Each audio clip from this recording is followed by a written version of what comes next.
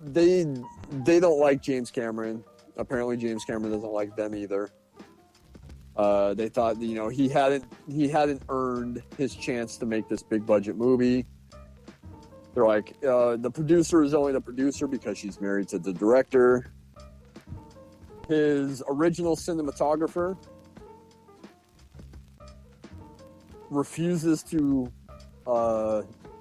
light the set the way that Cameron wants it. He's like, oh, it'll be better if we do it this way. So he tries to do it his way, and Cameron doesn't like that. So this guy gets fired. They fire the original cinematographer. They hire a guy by the name of Adrian Biddle to be the cinematographer. Biddle later shoots, I'm trying to look at some of his credits, shoots The Princess Bride. He shoots Willow. He makes Thelma and Louise, a Ridley Scott movie. Speaking of, this is one of my, probably the only real beef that I have with the film, is Alien is beautiful. It's shot in the scope, in the widescreen. It looks amazing. My beef with Aliens is Cameron didn't shoot widescreen. He shot like in the flat aspect ratio. Yeah.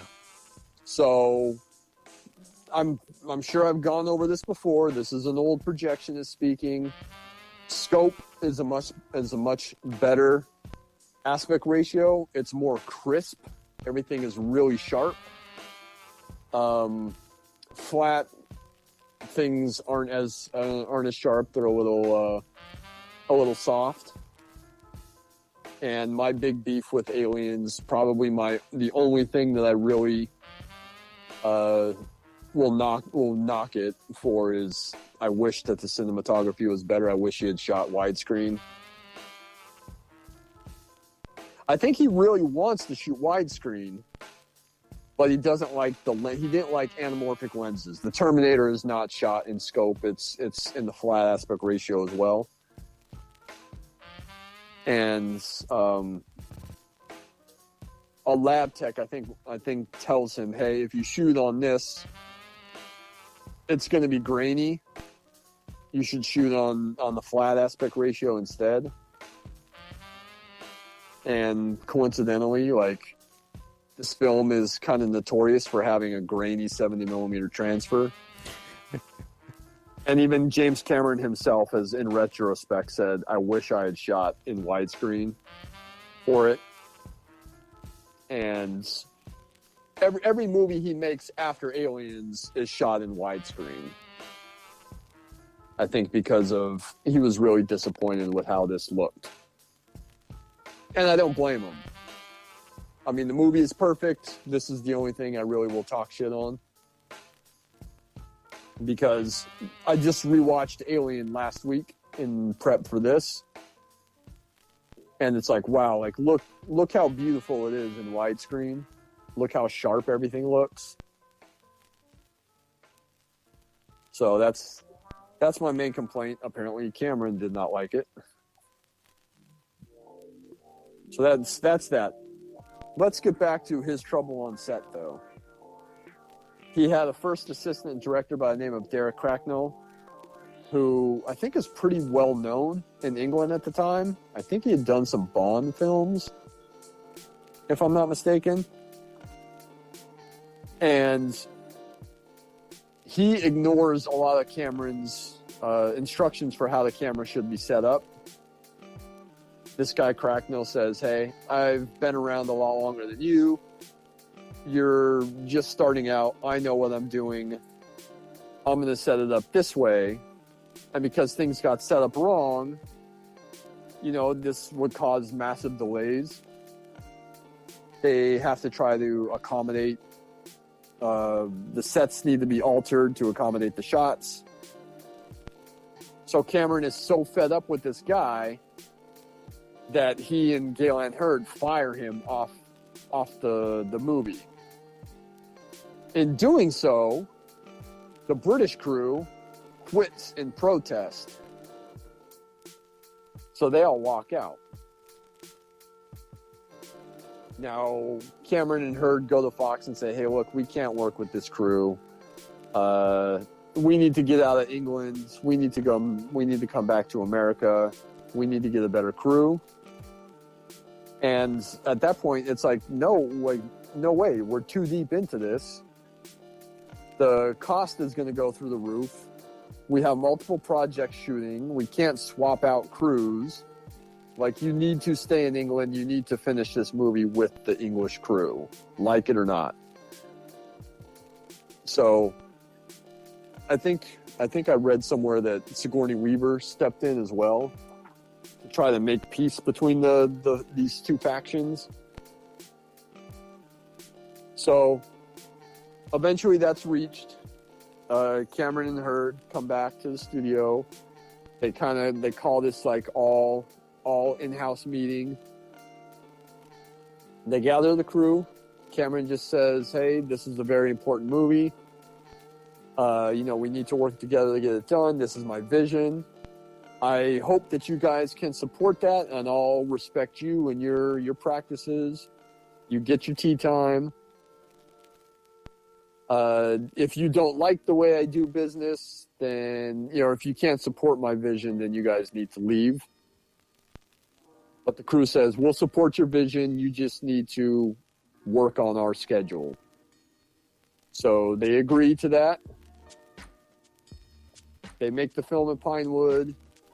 They get it all done. They do what they need to at the studio. But then Cameron's like, oh, the British crew is lazy. They're arrogant.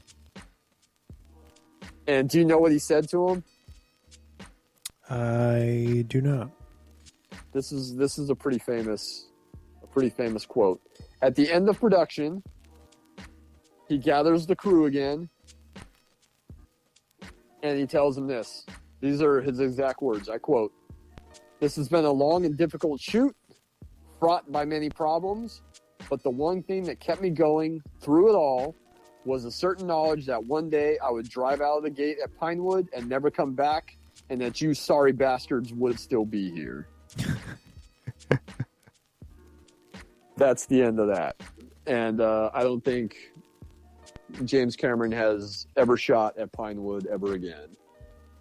I thought that was really funny. Like, I mean, he's notorious as a director that's not the easiest to work with. We won't get into The Abyss, but apparently there are horror stories from The Abyss about how difficult that was to shoot and how much of a dictator he was on set. Someone that's not easy to work with, and he's the one saying, hey, this British crew, these guys are all lazy, they're arrogant. So it's pretty funny. Again, it's crazy this movie turns out as good as it did with all the fucking drama going on behind the scenes. And even, let's talk about some of the actors in the film. You do know that Michael Biehn's character, Hicks, wasn't the original actor in that role, right? Yeah, it was James Remar, correct? Yep. It's James Remar. I think they shoot a couple weeks with Remar. He gets busted with drugs, and they fire him over it. Yep. So they call up Michael Biehn, who was obviously had just done the Terminator with Cameron, and Michael Biehn comes in. I think he's there like within a couple of days, but they couldn't reshoot some of the stuff that they had already shot with Remar, so Cameron just kind of edits around it, and I think Remar's in a few scenes, but you only see him from the back. Yeah, they cut away before you can see his face. Yeah, I think there's a shot of him outside with the Marines, but you can't tell. Like when they get out of the APC before they head into the colony, before they go through like the main doors. And I know that there's a scene when they find the alien hive, where like all the resin is on the ceiling and the walls. There's a shot of him there, but he's from behind, so you can't tell. It's interesting how this guy who fucks up, and then so we ultimately get Kyle Reese back in Aliens.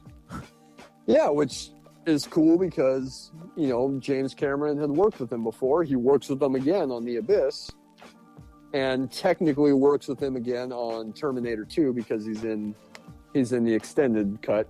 He's in a cut scene from the film that didn't make it into the theatrical film.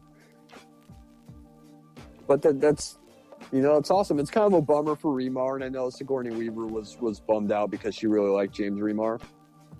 And she likes Michael Biehn too, you know, to be fair, but you know, she had worked with Remar for a little bit. So she was bummed out, but you know, I think Remar admitted, you know, hey, I fucked up, I had made that mistake, so it was warranted. But he was like Walter Hill's guy, because he had been in The Warriors and he had been in 48 Hours, you know, both Walter Hill films. Yeah. So I think that's how he got the job, was because Walter Hill, obviously one of the producers on the film, you know, had lobbied for him to be in it. But then he gets fired, you know, shortly thereafter.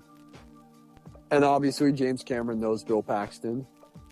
Bill Paxton is in the Terminator. He's got a small role in the Terminator. And by the time they go into production, Bill Paxton is blowing up because he's in Weird Science. And he's great in Weird Science. Jeanette Goldstein as Vasquez, who's great. Who is not Latina, by the way. That's what I was like, yeah, I'm pretty sure. When I was looking up everybody, I was like, wow, that's pretty weird that they did that. Yeah, I don't think that would fly today. No, not at all. She's actually Jewish by way of, I think, Russia, Morocco, and Brazil. So she's got that blood in her, but yeah, she's definitely not Latina. But apparently, Cameron hired her because he wanted someone that was a bit more bulked up, and you know, had seen her, and she was living in England at the time, so she was like going to the gym a lot. So she was bulked up, but probably not the best way to cast that role. Yeah. However, I will say she's fucking awesome in the movie. She might be the best character outside of Ripley. Yeah. She did a great job. They could have just changed her name. Yeah, that's true. Didn't have to be Vasquez. Yeah, they don't have to change a whole lot. Change the name and a couple of lines that are in Spanish. But she is great, and you know, she pops up in a couple other James Cameron movies. She's in Terminator 2. She's John Connor's stepmom, or foster mom, I should say. When he's like, how's Wolfie doing? Yeah, she's like, he's fine. He's just fine. Where are you? Your parents are dead. On Terminator 2, I was just watching that not too long ago too. It's great. Yeah. She's also in Titanic. She's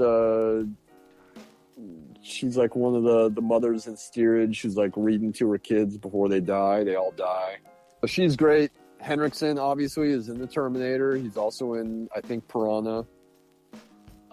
Sergeant Apone is Al Matthews. Was a real Vietnam veteran. Served the 1st Marine Division. I think he's part of helping to train the actors. Yeah, I think he helped train everybody, but Bean wasn't there? Yeah, because Bean didn't show up until later, so he didn't get that training. But yeah, the actors are trained by, I think, former SAS guys, like British Special Forces guys, and then Al Matthews, being a veteran as well, helps to train them. Who has, just like Bill Paxton, he's passed away already, correct? Yeah, I believe he's passed away, unfortunately.